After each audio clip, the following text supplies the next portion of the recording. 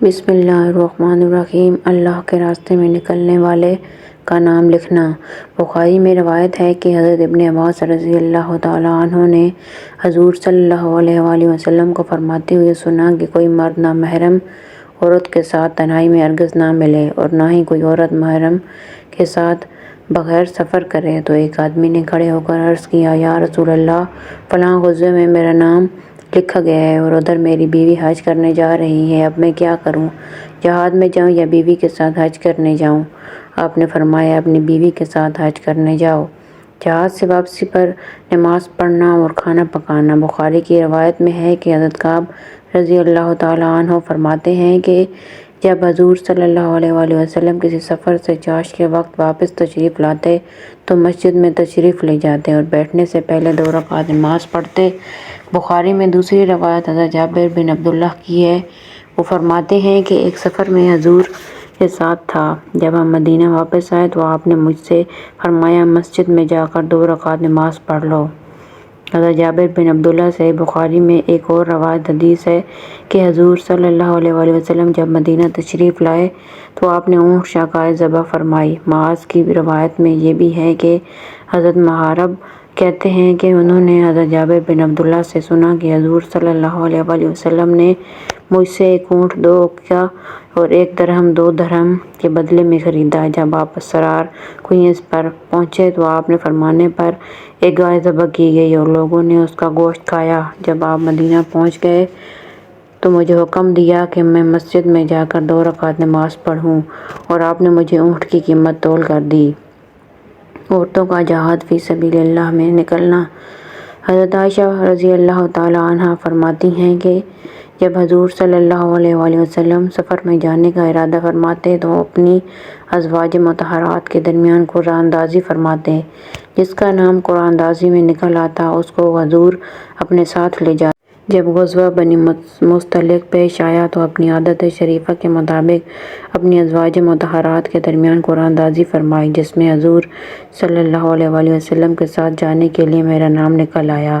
چنانچہ حضور مجھے ساتھ لے کر اس سفر میں تشریف لے گئے۔ اس زمانے میں عورتیں گزارے کے مقدر بہت کم کھایا کرتی تھیں، جس کی وجہ سے گوشت کم ہوتا تھا اور جسم بھاری نہیں ہوا کرتا تھا۔ جب لوگ میرے اونٹ پر کچاوا باندھنے لگتے تو میں اپنے ہودج میں بیٹھ جاتی۔ پھر وہ لوگ آتے جو میرے اونٹ پر کچاوا باندھتے اور ہودج کو نیچے سے پکڑ کر مجھے اٹھاتے اور اونٹ کی پشت پر رکھ کر اسے رسی سے باندھ دیتے، پھر اونٹ کی رسی کو آگے سے پکڑ کر لے چلتے۔ جب حضور صلی اللہ علیہ وآلہ وسلم کا یہ سفر پورا ہو گیا تو آپ نے واپسی میں مدینہ کے قریب ایک جگہ پڑاؤ ڈالا اور رات کا کچھ حصہ وہاں گزارا۔ پھر منادی نے لوگوں میں وہاں سے کوچ کرنے کا اعلان کیا، چنانچہ لوگ وہاں سے چل پڑے۔ میں اس وقت قضائے حاجت کے لیے باہر گئی ہوئی تھی۔ میرے گلے میں ایک ہار تھا جو یمن کے قبیلہ عمیر کے شہر ظفار کی گوڑیوں کا بنا ہوا تھا۔ جب میں اپنی ضرورت سے فارغ ہو کر اٹھی تو میرے گلے سے گر گیا اور مجھے پتہ نہ چلا۔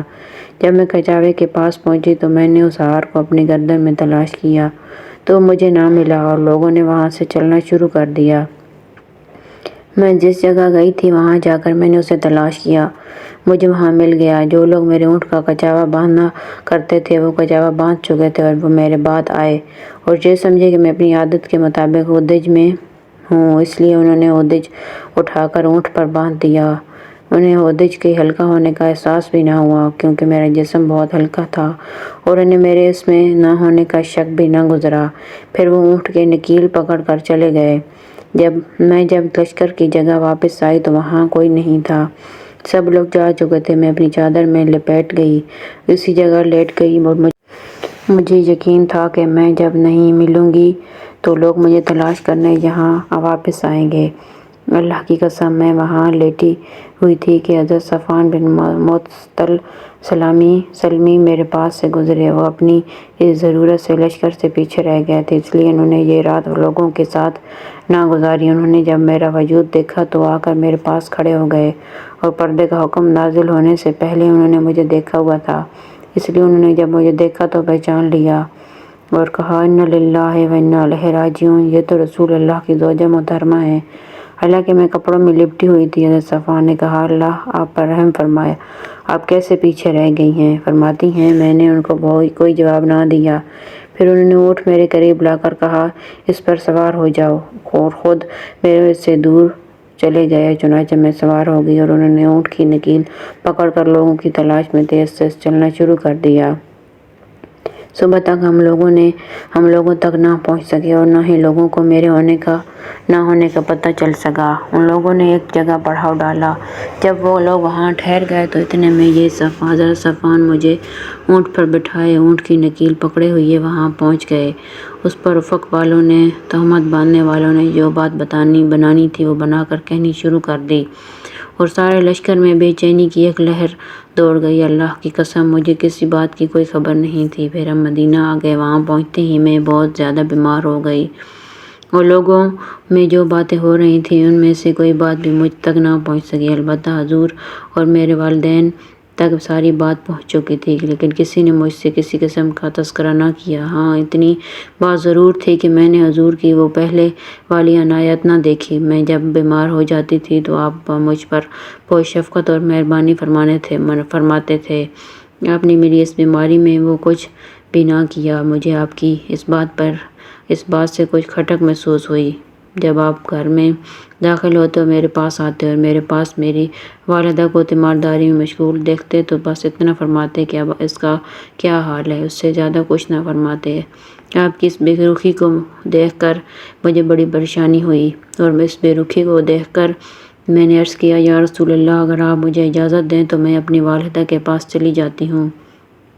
چنانچہ میں اپنی والدہ کے پاس چلی گئی، اور جو کچھ مدینہ میں ہو رہا تھا مجھے اس کی کچھ خبر نہیں تھی۔ 20 دن سے زیادہ گزرنے کے بعد میری صحت ٹھیک ہوئی، لیکن ابھی کمزوری باقی تھی، اور ہم لوگ اپنے گھروں میں بیت الخلاء نہیں بنایا کرتے تھے جیسے اجمی لوگ بناتے تھے، بلکہ گھروں میں بیت الخلاء کو برا سمجھتے تھے۔ قضائے حاجت کے لیے ہم لوگ مدینہ کے صحرا میں جایا کرتے تھے، اور عورتیں قضائے حاجت کے لیے رات کو جایا کرتی تھیں۔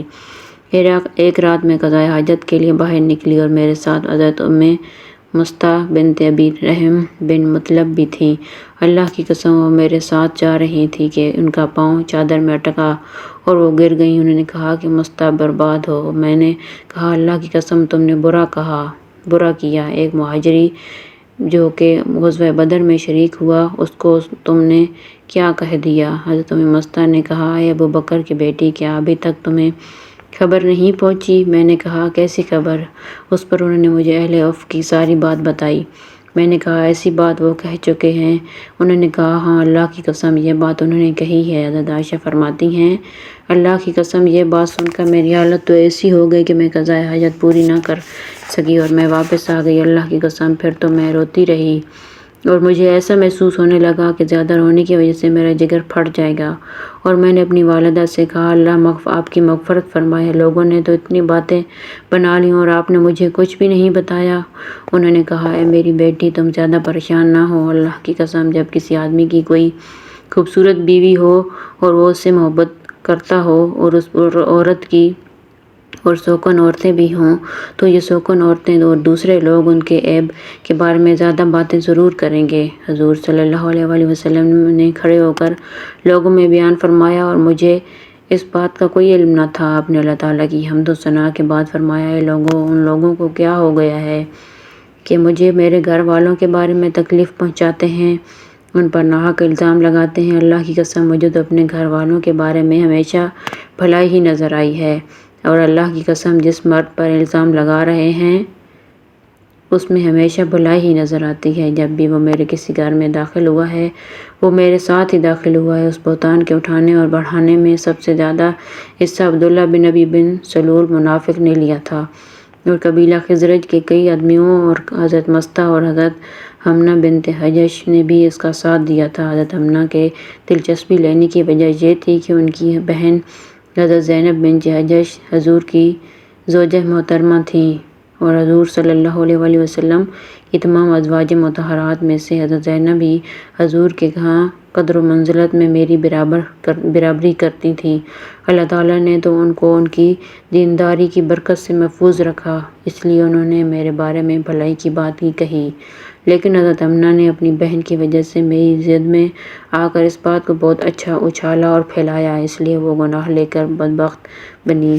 جب حضور صلی اللہ علیہ وآلہ وسلم نے یہ بات فرمائی تو حضرت اسد بن حضیر نے کہا، یا رسول اللہ، اگر وہ الزام لگانے والے ہمارے قبیلے اوس میں سے ہیں تو آپ کو کچھ کرنے کی ضرورت نہیں ہے، ہم ان سے نمٹ لیں گے، اور اگر وہ ہمارے خزرجی بھائیوں میں سے ہیں تو آپ ان کے بارے میں جو ارشاد فرمائیں ہم ویسے ہی کریں گے۔ اللہ کی قسم ان کی گردن اڑا دینی چاہیے۔ اس پر حضرت سعد بن عبادہ رضی اللہ تعالیٰ عنہ کھڑے ہو گئے اور انہیں ان سے پہلے نیک اور بھلا آدمی سمجھا جاتا تھا۔ انہوں نے کہا، اللہ کی قسم تم نے غلط کہا، ان لوگوں کی گردن نہیں اڑائی جا سکتی۔ اللہ کی قسم تم نے یہ بات صرف اس وجہ سے کہی ہے کہ تمہیں پتہ ہے کہ وہ لوگ خزرج میں سے ہیں، اگر وہ تمہاری قوم میں سے ہوتے تو تم یہ بات ہرگز نہ کہتے۔ حضرت اسد بن حضیر نے کہا، اللہ کی قسم تم غلط کہہ رہے ہو، تم خود منافق ہو اور منافقوں کی طرف سے لڑ رہے ہو۔ اس پر لوگ ایک دوسرے کے مقابلہ میں کھڑے ہو گئے اور اوس و خزرج کے دونوں قبیلوں میں لڑائی ہونے ہی والی تھی کہ لیکن لوگوں نے بیچ بچاؤ کرا دیا۔ حضرت حضور صلی اللہ علیہ وآلہ وسلم منبر سے اتر کر میرے پاس تشریف لائے اور وحی انہیں آ رہی تھی، اس لیے آپ نے حضرت علی رضی اللہ تعالیٰ عنہ اور حضرت اسامہ کو بلا کر ان سے اپنے گھر والوں کو یعنی حضرت عائشہ کو چھوڑنے کے بارے میں مشورہ لیا۔ حضرت اسامہ نے تو حضور کے گھر والوں کے بارے میں تعریف ہی کی اور خیر کی بات ہی کہی، پھر کہا، یا رسول اللہ اپنے گھر والوں کو رکھیں کیونکہ ہم نے ان سے ہمیشہ خیر اور بھلائی ہی دیکھا ہے اور یہ بہتان سب جھوٹ اور غلط ہے۔ اور حضرت علی نے کہا، یا رسول اللہ عورتیں بہت ہیں، آپ ان کی جگہ کسی اور کو لانے پر قادر ہیں، اور آپ باندھی سے پوچھ لیں، وہ آپ کو ساری سچی بات بتا دے گی۔ چنانچہ حضور نے حضرت بریرہ کو پوچھنے کے لیے بلایا۔ حضرت علی نے کھڑے ہو کر حضرت بریرہ کی خوب پٹھائی کی اور کہا، یا رسول اللہ سے سچ بات کہنا۔ تو حضرت بریرہ نے کہا، اللہ کی قسم مجھے ان کے حضرت عائشہ کے بارے میں نیکی اور بھلائی کے علاوہ اور کچھ معلوم نہیں ہے، اور مجھے ان میں کوئی عیب نہیں نظر آتا، صرف یہ عیب نظر آتا ہے کہ میں انہیں آٹا گوندھ کر دیتی ہوں اور ان سے کہتی ہوں کہ اس آٹے کو سنبھال کر رکھنا، یہ بے خیالی میں سو جاتی ہیں، بکری آ کر آٹے کو کھا جاتی ہے۔ اس کے بعد ایک مرتبہ پھر حضور میرے پاس تشریف لائے، میرے والدین بھی میرے پاس بیٹھے ہوئے تھے اور ایک انصاری عورت بھی بیٹھی ہوئی تھی، میں بھی رو رہی تھی اور وہ عورتیں بھی رو رہی تھیں۔ حضور بیٹھ گئے اور اللہ تعالیٰ کی حمد و ثنا کے بعد فرمایا، اے عائشہ، لوگ جو کہہ رہے ہیں وہ بات تم تک پہنچ چکی ہے، اس لیے تم اللہ سے ڈرو، اور لوگ جو کہہ رہے ہیں اگر واقعی تم سے کوئی برا کام ہو گیا ہے تو تم اللہ سے توبہ کر لو، کیونکہ اللہ تعالیٰ اپنے بندوں کی توبہ کو قبول فرماتے ہیں۔ اللہ کی قسم آپ کے یہ فرماتے ہی میرے آنسو ایک دم رک گئے، اس کے بعد ایک قطرہ بھی نہ نکلا۔ میں نے کچھ دیر انتظار کیا کہ میرے والدین میری طرف سے حضور کو جواب دیں، لیکن وہ دونوں کچھ نہ بولے۔ اللہ کی قسم میں اپنا درجہ اتنا بڑا نہیں سمجھتی تھی کہ میرے بارے میں اللہ تعالیٰ مستقل آیات نازل فرما دیں گے جن کی تلاوت کی جاتی رہے گی اور جن کو نماز میں پڑھا جاتا رہے گا، لیکن مجھے اس کی امید تھی کہ حضور صلی اللہ علیہ وآلہ وسلم کوئی ایسا خواب دیکھیں گے جس سے اللہ تعالیٰ مجھے اس الزام سے بری کر دیں گے، کیونکہ اللہ کو تو معلوم ہے کہ میں اس الزام سے بالکل پاک و صاف اور بری ہوں۔ میرے بارے میں قرآن نازل ہو جائے تو اپنا درجہ اس سے کم سمجھتی تھی۔ جب میں نے دیکھا کہ میرے والدین خود جواب دینے کے لیے بول نہیں رہے تو میں نے ان سے کہا، آپ دونوں حضور کو جواب کیوں نہیں دیتے ہیں؟ تو انہوں نے کہا، اللہ کی قسم ہمیں پتہ نہیں ہے کہ حضور کو کیا جواب دیں۔ حضرت عائشہ فرماتی ہیں کہ مجھے کوئی ایسے گھر والے معلوم نہیں ہیں کہ جن کو اتنی پریشانی آئی ہو جتنی ان دونوں حضرت ابوبکر کے خاندان والوں کو آئی تھی۔ جب میرے والدین نے میرے بارے میں کچھ نہیں کہا تو میرے آنسو نکل آئے اور میں رو پڑی۔ پھر میں نے کہا، اللہ کی قسم آپ نے جو فرمایا ہے میں اس سے کبھی توبہ نہیں کروں گی، کیونکہ یہ کام میں نے کیا ہی نہیں ہے۔ اللہ کی قسم، کیونکہ میں اچھی طرح جانتی ہوں کہ لوگ جو کہہ رہے ہیں اگر میں اس کا اقرار کر لوں، حالانکہ اللہ تعالیٰ جانتے ہیں کہ میں اس سے بری ہوں، تو میں ایسی بات کا اقرار کروں گی جو ہوئی نہیں ہے، اور لوگ جو کہہ رہے ہیں اور اگر میں اس کا انکار کروں تو آپ مجھے سچا نہیں مانیں گے۔ پھر میں نے حضرت یعقوب کا نام لینا چاہا لیکن اس وقت مجھے یاد نہ آیا، تو میں نے کہا، اب میں بھی وہی کہتی ہوں جو حضرت یوسف علیہ السلام کے والد نے کہا تھا، یعنی ترجمہ اب صبر ہی بہتر ہے، اللہ ہی سے مدد مانگتا ہوں اس بات پر جو تم ظاہر کرتے ہو۔ حضرت عائشہ فرماتی ہیں کہ اللہ کی قسم حضور اپنے مجلس سے ابھی اٹھے نہیں تھے کہ اللہ کی طرف سے وحی نازل ہونے لگی اور اسپِ سابق آپ پر غشی طاری ہو گئی، آپ کو آپ کے کپڑے سے ڈھانپ دیا گیا اور چمڑے کا ایک تکیہ آپ کے سر کے نیچے رکھ دیا گیا۔ میں نے جب وحی نازل ہونے کا یہ منظر دیکھا تو نہ میں گھبرائی اور نہ میں نے اس کا پرواہ کی، کیونکہ مجھے یقین تھا کہ میں بے قصور ہوں اور اللہ تعالیٰ مجھ پر ظلم نہیں فرمائیں گے۔ اور اس ذات کی قسم جس کے قبضے میں عائشہ کی جان ہے، میرے والدین پر اس وقت سخت پریشانی کی حالت تھی اور ابھی حضور کی وہ حالت دور نہیں ہوئی تھی کہ مجھے یقین ہو گیا کہ اس ڈر سے میرے والدین کی جان نکل جائے گی کہ کہیں اللہ کی طرف سے لوگوں کی بات کی تصدیق نہ آ جائے۔ پھر جب آپ کی حالت ٹھیک ہو گئی تو آپ بیٹھ گئے، تو حالانکہ سردی کا موسم تھا لیکن آپ کے چہرہ مبارک سے موتیوں کی مانند پسینہ ڈھلک رہا تھا۔ آپ اپنے چہرے سے پسینہ پوچھتے ہوئے فرمانے لگے، اے عائشہ، تمہیں خوشخبری ہو، اللہ عز و جل نے تمہاری برات نازل فرما دی ہے۔ میں نے کہا الحمدللہ۔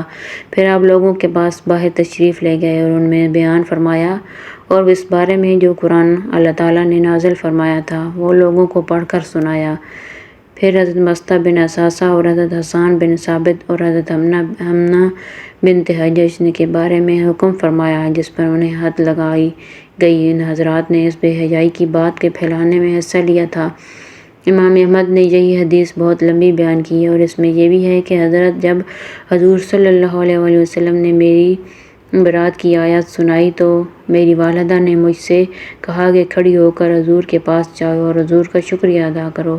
میں نے کہا اللہ کی قسم میں کھڑی ہو کر حضور کے پاس نہیں جاؤں گی اور میں تو صرف اللہ عز و جل ہی کی تعریف کروں گی جس نے میری برات نازل فرمائی۔ اور اللہ تعالیٰ نے 10 آیتیں نازل فرمائیں، جو لوگ لائے ہیں طوفان تمہیں میں ایک جماعت ہیں۔ حضرت ابوبکر حضرت مصطح پر رشتہ دار ہونے یا غریب ہونے کی وجہ سے خرچ کیا کرتے تھے۔ جب اللہ تعالیٰ نے میری برات کے بارے میں یہ آیت نازل فرمائی تو حضرت ابوبکر نے کہا کہ اللہ کی قسم جب اس مصطح نے حضرت عائشہ کے بارے میں اتنی بڑی بات کہہ دی ہے تو اب اس کے بعد میں اس پر کبھی خرچ نہیں کروں گا۔ اس پر اللہ تعالیٰ نے یہ آیت نازل فرمائی، اور قسم نہ کھائیں بڑے درجے والے تم میں سے اور کشائش والے اس پر کہ دین قرابتیوں کو اور محتاجوں کو اور وطن چھوڑنے والوں کو اللہ کی راہ میں اور چاہنے والے چاہے کہ معاف کریں اور درگزر کریں۔ کیا تم نہیں چاہتے کہ اللہ تم کو معاف کرے اور اللہ بخشنے والا ہے، مہربان۔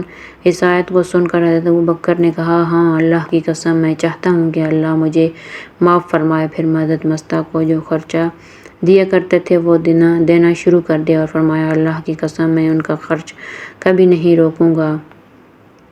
قبیلہ بنو غفار کی ایک عورت فرماتی ہیں کہ میں بنو غفار کی عورتوں کے ساتھ حضور کی خدمت میں حاضر ہوئی۔ آپ غزوہ خیبر میں تشریف لے جا رہے تھے۔ ہم نے عرض کیا یا رسول اللہ، ہم بھی آپ کے ساتھ اس سفر میں جانا چاہتے ہیں، ہم زخمیوں کی مرہم پٹی کریں گی اور جتنا ہو سکا ہم مسلمانوں کی مدد کریں گی۔ آپ نے فرمایا اللہ برکت دے، چلو ہم بھی آپ کے ساتھ گئیں۔ میں نوعمر لڑکی تھی۔ حضور صلی اللہ علیہ وآلہ وسلم نے اپنے کجاوے کے پیچھے کے تھیلے پر مجھے اپنے پیچھے بٹھا لیا۔ اللہ کی قسم حضور صبح کے قریب پیچھے اترے اور اونٹنی بٹھا دی تو میں نے بھی کجاوے کے تھیلے سے اتر گئی تو میں نے دیکھا کہ تھیلے کو میرا خون لگا ہوا ہے اور مجھے پہلا حیض آیا تھا۔ مجھے شرم آ گئی، میں سمٹ کر اونٹنی کی طرف چلی گئی۔ جب حضور صلی اللہ علیہ وآلہ وسلم نے مجھے اس حال میں دیکھا تو آپ نے فرمایا تمہیں کیا ہوا؟ شاید تمہیں حیض آ گیا ہے۔ میں نے کہا جی ہاں۔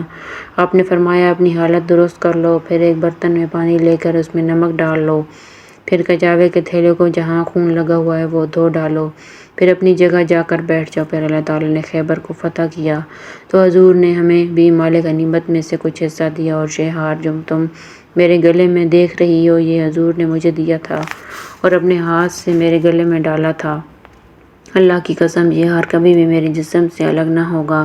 چنانچہ انتقال تک وہ ہار ان کے گلے میں رہا۔ پھر انہوں نے مرتے وقت وصیت کی کہ یہ ہار ان کے ساتھ قبر میں دفن کر دیا جائے، اور وہ جب بھی حیض سے پاک ہوتی تو وہ غسل کے پانی میں نمک ضرور ڈالتی، اور مرتے وقت یہ وصیت بھی کی کہ ان کے غسل کے پانی میں نمک ضرور ڈالا جائے۔ حضرت حمید بن ہلال رضی اللہ فرماتے ہیں کہ قبیلہ تفاوا کے شخص جس کی گزرگاہ ہماری طرف تھی وہ آتے جاتے تھے، یہ ہمارے قبیلے سے ملتے اور ان کو حدیثیں سنایا کرتے تھے۔ انہوں نے ایک مرتبہ کہا کہ میں ایک مرتبہ اپنے تجارتی قافلے کے ساتھ مدینہ گیا، وہاں ہم نے اپنا سامان بیچا۔ پھر میں نے اپنی جی میں کہا کہ میں اس آدمی یعنی حضور صلی اللہ علیہ وسلم کے پاس جاتا ہوں، ان کے حالات لے کر اپنے پیچھے رہ جانے والوں کو جا کر بتاؤں گا۔ جب میں حضور صلی اللہ علیہ وسلم کے پاس پہنچا تو آپ نے مجھے ایک گھر دکھا کر فرمایا اس گھر میں ایک عورت تھی، وہ مسلمانوں کے ساتھ ایک سریہ میں گئی اور گھر میں 12 بکریاں اور اپنا ایک کپڑا بننے کا برش میں جس سے وہ کپڑے بنا کرتی تھی چھوڑ کر گئی، تو اس کی ایک بکری اور وہ برش گم ہو گیا۔ وہ عورتیں کہنے لگیں، یا رب، جو آدمی تیرے راستے میں نکلے اس کی ہر طرح حفاظت کا تو نے ذمہ لیا ہوا ہے، اور میں تیرے راستے میں گئی تھی، پیچھے میری بکریوں میں سے ایک بکری اور کپڑا بننے والا برش گم ہو گیا ہے۔ میں تجھے اپنی بکری اور برش کے بارے میں قسم دیتی ہوں کہ مجھے واپس فرما دے۔ راوی کہتے ہیں کہ حضور اس طفاوی آدمی کو بتانے لگے کہ اس عورت نے کسی طرح اپنے رب سے جوش و خروش سے دعا کی۔ حضور صلی اللہ علیہ وسلم نے فرمایا، اس کی وہ بکری اور اس جیسی ایک اور بکری اور اس کا وہ برش اور اس جیسا ایک اور برش اس کو اللہ کے غیبی خزانے سے مل گیا۔ یہ ہے وہ عورت، اگر تم چاہو تو جا کر اس سے پوچھ لو۔ اس طفاوی آدمی نے کہا، میں نے حضور سے عرض کیا، نہیں، مجھے اس عورت سے پوچھنے کی ضرورت نہیں ہے، بلکہ میں آپ سے سن کر اس کی تصدیق کرتا ہوں، مجھے آپ کی بات پر پورا یقین ہے۔ بخاری میں یہ روایت ہے کہ حضرت انس رضی اللہ فرماتے ہیں کہ حضور صلی اللہ علیہ وسلم حضرت حرام بنت ملحان کے گھر تشریف لے گئے اور ان کے ہاں جا کر ٹیک لگا کر سو گئے اور مسکراتے ہوئے اٹھے۔ انہوں نے عرض کیا، یا رسول اللہ، آپ کیوں رو رہے ہیں؟ آپ نے فرمایا، میں نے خواب دیکھا ہے کہ میری امت کے کچھ لوگ اللہ کے راستے میں سمندر کا سفر کریں گے اور وہ ایسے ہوں گے جیسے بادشاہ تخت پر بیٹھے ہوتے ہیں۔ حضرت بنت ملحان نے عرض کیا، یا رسول اللہ، اللہ سے دعا فرما دیں کہ اللہ مجھے ان لوگوں میں شامل فرما دے۔ حضور صلی اللہ علیہ وسلم نے دعا فرمائی، یا اللہ اسے ان لوگوں میں شامل فرما دے۔ آپ نے دوبارہ آرام فرمایا اور مسکراتے ہوئے اٹھے۔ حضرت بنت ملحان نے آپ سے پھر وہی کہا، آپ نے پھر وہی جواب دیا کہ اس مرتبہ خواب میں امت کی دوسری جماعت دیکھی ہے۔ حضرت بنت ملحان نے پھر عرض کیا کہ اللہ سے دعا کریں کہ اللہ تعالیٰ مجھے ان لوگوں میں بھی شامل فرما دے۔ آپ نے فرمایا، تم پہلی جماعت میں سے ہوگی، دوسری جماعت میں نہیں ہوگی۔ حضرت انس فرماتے ہیں کہ حضرت بنت ملحان نے حضرت عبادہ بنت صامت رضی اللہ سے شادی کی اور ان کے ساتھ جماعت میں گئی، اور حضرت معاویہ رضی اللہ تعالیٰ عنہ کی اہلیہ حضرت بنت قرظہ کی میت میں سمندر کا سفر کیا۔ واپسی میں اپنے جانور پر سوار ہونے لگی اور وہ جانور بدکا یہ اس سے گر گئیں اور وہاں جزیرہ قبرص میں ان کا انتقال ہو گیا۔ اللہ کے راستے میں نکل کر عورتوں کا خدمت کرنا۔ حضرت ام سلیم رضی اللہ تعالیٰ عنہ فرماتی ہیں کہ انصار کی عورتیں حضور صلی اللہ علیہ وسلم کے ساتھ غزوے میں جایا کرتی تھیں، بیماروں کو پانی پلایا کرتی تھیں اور زخمیوں کی مرہم پٹی کیا کرتی تھیں۔ امام مسلم اور ترمذی نے روایت کی ہے کہ حضرت انس فرماتے ہیں کہ حضور صلی اللہ علیہ وسلم حضرت ام سلیم کو اور ان کے ساتھ انصاری کی کچھ عورتوں کو غزوے میں ساتھ لے جاتے تھے۔ یہ عورتیں پانی پلایا کرتی تھیں اور زخمیوں کی مرہم پٹی کیا کرتی تھیں۔ امام ترمذی نے اس حدیث کو صحیح قرار دیا۔ بخاری میں روایت ہے کہ حضرت ربیع بنت معوذ فرماتی ہیں کہ ہم عورتیں حضور صلی اللہ علیہ وسلم کے ساتھ غزوات میں جایا کرتیں، پانی پلایا کرتیں اور زخمیوں کی مرہم پٹی کیا کرتیں اور شہید ہونے والوں کو واپس لاتیں۔ بخاری میں انہی سے دوسری روایت میں یہ ہے کہ ہم عورتیں حضور صلی اللہ علیہ وسلم کے ساتھ غزوات میں جا کر لوگوں کو پانی پلاتی اور ان کی خدمت کرتی اور شہید ہونے والوں کو اور زخمیوں کو مدینہ واپس لاتی جبکہ غزوہ مدینہ کے قریب ہوتا۔ ایک اور روایت میں فرماتی ہیں کہ میں 7 غزوات میں حضور کے ساتھ گئی، یہ حضرات تو میدان جنگ میں چلے جاتے اور میں پیچھے ان کی قیامگاہوں میں رہتی اور ان کے لیے کھانا تیار کرتی اور زخمیوں کی دوا دار کرتی اور مستقل بیماریوں کی خدمت کرتی۔ حضرت لیلی غفاریہ فرماتی ہیں کہ میں حضور صلی اللہ علیہ وسلم کے ساتھ غزوے میں جا کر زخمیوں کی مرہم پٹی کیا کرتی۔ حضرت انس فرماتے ہیں کہ غزوہ احد کے دن مسلمانوں کو شکست ہو گئی اور وہ حضور کے ساتھ نہ رہ سکے۔ میں نے حضرت عائشہ بنت ابی بکر رضی اللہ تعالیٰ عنہا اور حضرت ام سلیم کو دیکھا کہ دونوں نے چادریں اور چڑھائی ہوئی ہیں اور مجھے ان کی پنڈلیوں کے پاس زیب نظر آ رہے تھے۔ وہ مشکیزیں لیے ہوئے تیزی سے دوڑتی ہوئی آتیں۔ دوسرے راوی نے یہ مضمون نقل کیا ہے کہ یہ دونوں اپنی کمر پر مشکیزیں اٹھا کر لاتی اور زخمی لوگوں کے منہ میں پانی ڈالتی، پھر واپس چلی جاتی، پھر مشکیزیں بھر کر لاتی، زخمی لوگوں کے منہ میں پانی ڈالتی۔ حضرت ثعلبہ بن ابی ملک رضی اللہ تعالیٰ عنہ فرماتے ہیں کہ حضرت عمر بن خطاب رضی اللہ تعالیٰ عنہ نے اپنی ایک مرتبہ مدینہ کی عورتوں میں اونی چادریں تقسیم فرمائیں تو ایک چادر بچ گئی، تو ایک آدمی جو آپ کے پاس بیٹھا ہوا تھا اس نے کہا، اے امیر المومنین، حضور کی نواسی جو اب آپ کے نکاح میں ہے یہ چادر اسے دے دیں، یعنی حضرت علی کی صاحبزادی حضرت ام کلثوم کو۔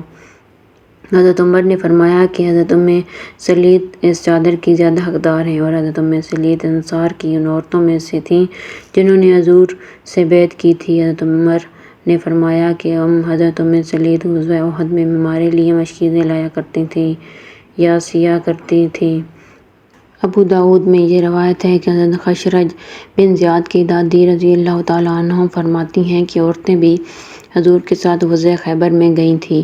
اس حدیث میں یہ بھی ہے کہ حضور صلی اللہ علیہ وسلم نے عورتوں سے اس غزوے میں جانے کے بارے میں پوچھا کہ وہ کیوں ساتھ جا رہی ہیں، تو ان عورتوں نے کہا، ہم اس لیے ساتھ نکلی ہیں کہ ہم بالوں کی رسیاں بنائیں گی جس سے اللہ کے راستے میں نکلنے میں مدد کریں گی، اور ہم زخموں کا علاج کریں گی اور تیز پکڑائیں گی اور ستو گھول کر پلائیں گی۔ حضرت ظاہری رضی اللہ تعالیٰ عنہ فرماتے ہیں کہ عورتیں بھی حضور کے ساتھ غزوات میں جایا کرتی تھیں، لڑنے والوں کو پانی پلایا کرتی تھیں اور زخمیوں کی مرہم پٹی کیا کرتی تھیں۔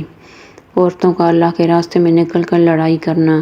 حضرت سعید بن ابی زید انصاری رضی اللہ تعالیٰ عنہ فرماتے ہیں کہ حضرت ابن سعید بنت سعد بن ربیع فرمایا کرتی تھیں کہ میں حضرت ام عمار کے پاس گئی اور میں نے ان سے کہا، یا خالہ جان مجھے اپنی بات بتائیں۔ انہوں نے کہا، میں دن کے شروع میں صبح صبح نکل کر دیکھنے لگی کہ مسلمان کیا کر رہے ہیں۔ میرے پاس پانی کا ایک مشکیزہ تھا، میں چلتے چلتے حضور تک پہنچ گئی۔ آپ اپنے صحابہ کے بیچ میں تھے، اس وقت مسلمان غالب آ رہے تھے اور ان کے قدم جمے ہوئے تھے۔ پھر جب مسلمانوں کو شکست ہونے لگی تو میں سمٹ کر حضور کے پاس آ گئی اور آپ کے سامنے کھڑے ہو کر لڑنے لگی اور تلوار کے ذریعے کافروں کو حضور سے دور ہٹانے لگی اور کمان سے تیر بھی چلانے لگی، مجھے بھی بہت زخم لگے۔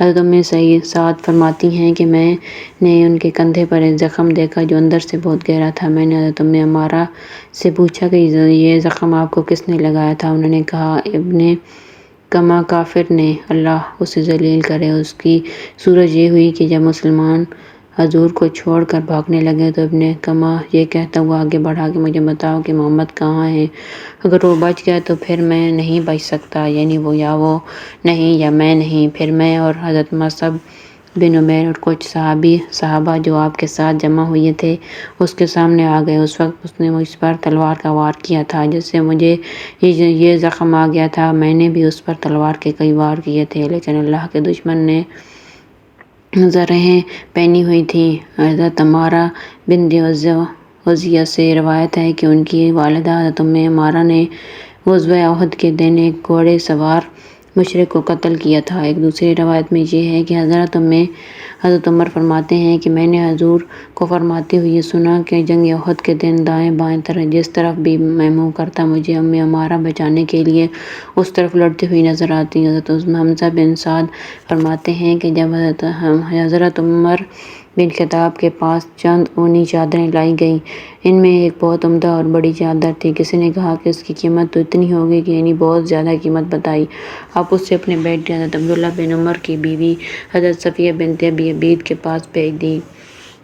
ان دونوں حضرت صفیہ نکاح کے بعد حضرت ابن عمر رضی اللہ تعالیٰ عنہ کے گھر نئی آئی تھیں، یعنی ابھی رخصتی ہوئی تھی، وہ دلہن تھی۔ حضرت عمر نے فرمایا کہ میں یہ چادر ایسی عورت کے پاس بھیجوں گا جو ابن عمر کی بیوی سے زیادہ اس کی حقدار ہے، اور وہ ہے ام عمارہ نسیہ بنت کعب۔ میں نے حضور صلی اللہ علیہ وسلم کو فرماتے ہوئے سنا کہ جنگ احد کے دن میں دائیں بائیں جس طرف بھی منہ کرتا مجھے ام عمارہ بچانے کے لیے اس طرف لڑتی ہوئی نظر آتی۔ حضرت شام اپنے والد سے نقل کرتے ہیں کہ جنگ احد کے دن جب مسلمانوں کو شکست ہو گئی تو حضرت صفیہ آئیں۔ ان کے ہاتھ میں نیزہ تھا جسے وہ مسلمانوں کے چہرے پر مار کر واپس کر رہی تھی۔ اس پر حضور صلی اللہ علیہ وسلم نے حضرت صفیہ کے صاحبزادے حضرت زبیر سے کہا، اے زبیر، اس عورت کی حفاظت کرو جو تمہاری والدہ ہے۔ حضرت عبادہ فرماتے ہیں کہ غزوہ خندق کے موقع پر حضرت صفیہ بنت عبد المطلب حضرت حسان بن ثابت کے فارق نامی قلعے میں تھیں۔ وہ بیان کرتی ہیں کہ حضرت حسان بھی اس قلعے میں ہم عورتوں اور بچوں کے ساتھ تھے۔ ایک یہودی مرد ہمارے پاس سے گزرا اور وہ قلعہ کا چکر لگانے لگا۔ بنو قریظہ یہودیوں نے بھی حضور سے جنگ کر رکھی تھی اور حضور صلی اللہ علیہ وسلم سے تعلقات توڑ رکھے تھے، اور ہمارے اور یہودیوں کے درمیان کوئی مسلمان مرد نہیں تھا جو ہمارا دفاع کرتا۔ حضور صلی اللہ علیہ وسلم اور مسلمان دشمن کے سامنے پڑے ہوئے تھے، انہیں چھوڑ کر ہمارے پاس نہیں آ سکتے تھے۔ اتنے میں ایک یہودی ہماری طرف آیا۔ میں نے کہا، اے حسان، جسے تم دیکھ رہے ہو یہ یہودی قلعہ کا چکر لگا رہا ہے۔ اللہ کی قسم مجھے اس کا خطرہ ہے کہ کہیں یہ ہمارے اندر کے حالات معلوم کر کے ان دوسرے یہودیوں کو نہ بتا دے جو ہمارے پیچھے ہیں، جبکہ حضور اور آپ کے صحابہ کفار سے جنگ میں مشغول ہیں۔ آپ نے نیچے اتر کر جاؤ اور اسے قتل کر دو۔ حضرت حسان نے کہا، اے بنت عبد المطلب، اللہ کی آپ کی مغفرت فرمائے، اللہ کی قسم آپ جانتی ہیں کہ میں یہ کام نہیں کر سکتا ہوں۔ جب حضرت حسان نے مجھے یہ جواب دیا اور مجھے ان میں کچھ ہمت نظر نہ آئی تو میں نے اپنی کمر کسی، پھر میں نے خیمے کا ایک بانس لیا، پھر میں قلعے سے اتر کر اس یہودی کی طرف گئی اور وہ بانس مار کر اسے قتل کر دیا۔ جب میں اس سے فارغ ہوئی تو میں واپس آ گئی۔ پھر میں نے کہا، اے حسان، نیچے جاؤ اور اس کا سامان اور کپڑے اتار لاؤ۔ چونکہ یہ نامحرم مرد تھا اس لیے میں نے اس کے کپڑے نہیں اتارے۔ تو حضرت حسان نے کہا، اے بنت عبد المطلب، مجھے اس کے کپڑے وغیرہ اتارنے کی کوئی ضرورت نہیں ہے۔ ہشام بن عروہ کی روایت میں یہ ہے کہ حضرت صفیہ وہ سب سے پہلی مسلمان عورت ہیں جنہوں نے کسی مشرک مرد کو قتل کیا ہے۔ حضرت انس رضی اللہ تعالیٰ عنہ فرماتے ہیں کہ حضرت ابو طلحہ رضی اللہ تعالیٰ عنہ غزوہ حنین کے دن حضور صلی اللہ علیہ وسلم کو ہنسانے کے لیے آئے اور کہا، رسول اللہ، آپ نے ام سلیم کو نہیں دیکھا؟ ان کے پاس ایک خنجر ہے۔ حضور نے حضرت ام سلیم سے کہا، اے ام سلیم، تم خنجر سے کیا کرنا چاہتی ہو؟ انہوں نے کہا، اگر ان کافروں میں سے کوئی میرے قریب آیا تو میں اسے یہ خنجر مار دوں گی۔ مسلم کی روایت میں حضرت انس فرماتے ہیں کہ ام سلیم نے ایک خنجر تیار کیا جو ان کے پاس تھا۔ حضرت ابو طلحہ نے انہیں دیکھا تو عرض کیا، یا رسول اللہ، یہ ام سلیم کے پاس خنجر ہے۔ حضور نے ام سلیم سے پوچھا، یہ خنجر کیا ہے؟ انہوں نے کہا، میں نے اس لیے لیا ہے کہ اگر کوئی مشرک میرے قریب آیا تو میں یہ خنجر اس کے پیٹ میں گھونپ دوں گی۔ یہ سن کر حضور ہنسنے لگے۔ حضرت مہاجر بیان کرتے ہیں کہ حضرت معاذ بن جبل کی چچا زاد بہن حضرت اسماء بنت یزید بن سکن رضی اللہ تعالیٰ عنہ نے خیمے کے پاس سے جنگ یرموک کے دن رومی کافر قتل کیے تھے۔ عورتوں کے لیے جہاد میں جانے پر نکیر۔ قبیلہ بنو قزاعہ کے خاندان ازرع کی ایک حضرت ام کبشہ نے عرض کیا، یا رسول اللہ، آپ مجھے اجازت دیتے ہیں کہ میں فلاں لشکر میں چلی جاؤں؟ آپ نے فرمایا، نہیں۔ انہوں نے کہا، یا رسول اللہ، میرا لڑنے کا ارادہ نہیں ہے، میں تو چاہتی ہوں کہ زخمیوں کی مرہم پٹی کروں اور بیماروں کا علاج کروں یا ان کو پانی پلا دوں۔ آپ نے فرمایا، اگر مجھے اس بات کا خطرہ نہ ہوتا کہ عورتوں کا جنگ میں جانا مستقل سنت بن جائے گا اور کہا جائے گا کہ فلاں عورت بھی تو گئی تھی اس لیے ہم بھی جنگ میں جائیں گی، حالانکہ ہر عورت کا جہاد میں جانا مناسب نہیں ہے، تو میں تمہیں ضرور اجازت دے دیتا، اس لیے تم گھر بیٹھی رہو۔ حضرت ابن عباس فرماتے ہیں کہ ایک عورت نے حضور کی خدمت میں حاضر ہو کر کہا کہ عورتوں کی طرف سے آپ کی خدمت میں نمائندہ بن کر آئی ہوں، اور یہ جہاد تو اللہ تعالیٰ نے مردوں پر فرض کیا ہے۔ اگر جہاد کر کے آئیں تو انہیں اجر ملتا ہے، اگر یہ شہید ہو جائیں تو یہ زندہ ہوتے ہیں اور انہیں اس کے رب کے پاس خوب روزی دی جاتی ہے، اور ہم عورتیں ان مردوں کی ساری خدمتیں کرتی ہیں تو ہمیں اس میں کیا ملے گا؟ آپ نے فرمایا کہ جو عورتیں تمہیں ملیں اسے یہ بات پہنچا دینا کہ خداوند کی فرما برداری اور اس کے حقوق کو پہچاننا اس کو جہاد کے برابر ثواب دلاتا ہے۔ لیکن تم میں سے بہت تھوڑی عورتیں ایسی ہیں جو اس طرح کرتی ہیں۔ طبرانی نے ایک حدیث نقل کی ہے کہ جس کے آخر میں یہ ہے کہ ایک عورت نے حضور کی خدمت میں حاضر ہو کر عرض کیا، میں عورتوں کی طرف سے آپ کی خدمت میں قاصد بن کر آئی ہوں۔ جس عورت کو میرے یہاں آنے کی خبر ہے یا نہیں، ہر ایک عورت یہ چاہتی ہے کہ میں اللہ کی خدمت میں حاضر ہوں۔ اللہ تعالیٰ مردوں اور عورتوں کے رب ہیں اور ان سب کے معبود ہیں، اور آپ مردوں اور عورتوں سب کے لیے اللہ کے رسول ہیں۔ اللہ تعالیٰ نے مردوں پر جہاد فرض کیا۔ اگر وہ جہاد کر کے آئیں تو مال غنیمت لے کر آتے ہیں، اور اگر وہ شہید ہو جائیں تو وہ اپنے رب کے نزدیک زندہ ہوتے ہیں اور انہیں وہاں خوب روزی دی جاتی ہے۔ تو عورتوں کا کون سا عمل مردوں کے ان اعمال کا ثواب دلا سکتا ہے؟ آپ نے فرمایا خداوند کی فرما بردار اور ان کے حقوق کو پہچاننا، لیکن تم میں سے بہت تھوڑی عورتیں ایسی ہیں جو اس طرح کرتی ہیں۔ بچوں کا اللہ کے راستے میں نکل کر جنگ کرنا۔ حضرت شبعی فرماتے ہیں کہ ایک عورت نے جنگ احد کے دن اپنے بیٹے کو ایک تلوار دی جسے وہ اٹھا نہیں سکتا تھا، تو اس عورت نے چمڑے کے تسمے سے وہ تلوار اس کے بازو کے پاس ساتھ مضبوط باندھ دی، پھر اسے لے کر حضور کی خدمت میں حاضر ہو کر عرض کیا، یا رسول اللہ، میرا یہ بیٹا آپ کی طرف سے لڑائی کرے گا۔ پھر آپ نے اس بچے سے کہا، اے میرے بیٹے یہاں حملہ کرو، اے میرے بیٹے یہاں حملہ کرو۔ بالآخر وہ زخمی ہو کر گر گیا، پھر اسے حضور کی خدمت میں لایا گیا۔ آپ نے فرمایا، اے میرے بیٹے شاید تم گھبرا گئے۔ اس نے عرض کیا، یا رسول اللہ نہیں۔ حضرت سعد بن وقاص فرماتے ہیں کہ حضور نے حضرت عمیر بن ابی وقاص کو چھوٹا سمجھ کر غزوہ بدر میں جانے سے روک دیا، تو حضرت عمر رضی اللہ تعالیٰ عنہ رونے لگے تو حضور نے ان کو اجازت دے دی۔ حضرت سعد فرماتے ہیں کہ میں نے ان کی تلوار کے تسمے گرہیں لگائیں اور میں خود بھی جنگ بدر میں شریک ہوا، اور اس وقت میرے چہرے پر صرف ایک بال تھا جسے میں ہاتھ میں پکڑ لیا کرتا تھا۔ حضرت سعد رضی اللہ تعالیٰ عنہ فرماتے ہیں کہ میں نے اپنے بھائی حضرت عمیر بن ابی وقاص کو حضور کے سامنے پیش ہونے سے پہلے دیکھا کہ وہ چھپتے پھر رہے تھے۔ میں نے کہا، اے میرے بھائی تمہیں کیا ہوا؟ کہنے لگے، مجھے ڈر ہے کہ حضور مجھے دیکھ لیں گے اور مجھے چھوٹا سمجھ کر واپس فرما دیں گے، اور میں اللہ کے راستے میں نکلنا چاہتا ہوں، شاید اللہ تعالیٰ مجھے شہادت نصیب فرما دیں۔ چنانچہ جب ان کو حضور کے سامنے پیش کیا گیا تو حضور نے ان کو واپس فرما دیا، جس پر وہ رونے لگے، تو حضور صلی اللہ علیہ وآلہ وسلم نے ان کو اجازت دے دی۔ حضرت سعد فرمایا کرتے تھے کہ حضرت عمیر چھوٹے تھے، اس لیے میں نے ان کی تلوار کے تسمے میں گرہیں باندھی تھیں اور وہ 16 سال کی عمر میں شہید ہو گئے۔